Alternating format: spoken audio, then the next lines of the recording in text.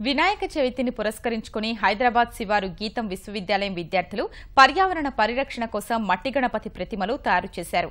విద్యార్థుల్లో పర్యావరణంపై అవగాహన పెంపొందించే కార్యక్రమంలో భాగంగా గీతం విశ్వవిద్యాలయం యాజమాన్యం మట్టి గణపతి పోటీలు నిర్వహించింది. ప్రతిమలు గట్టిపడ్డాక స్థానిక రుద్రారం గ్రామంలో పంపిణీ చేయనున్నట్లు విద్యార్థులు తెలిపారు.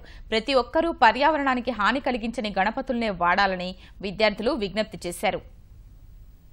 ఎంటర్టైన్మెంట్ పరంగానే కాకుండా విద్యార్థులని పర్యావరణానికి వాళ్ళకి సంబంధించిన బాధ్యత ఎంతుందో తెలపడానికి ప్రజల్ని పర్యావరణం గురించి ఉత్తేజపరచడానికి మేము చేస్తున్న ఒక కార్యక్రమం.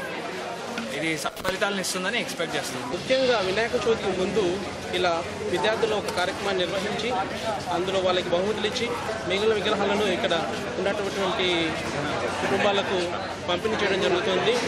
మా వంతుగా గీతం విశ్వవిద్యాలయం పర్యావరణ పరిరక్షణ ముఖ్య ధ్యేయంగా హైదరాబాద్ ప్రాంగణం నందు మా మేనేజ్మెంట్ సహాయం దీనిని ఎంతో ఉత్సాహంగా చేస్తుంటామని తెలియజేయడానికి సంతోషిస్తాం.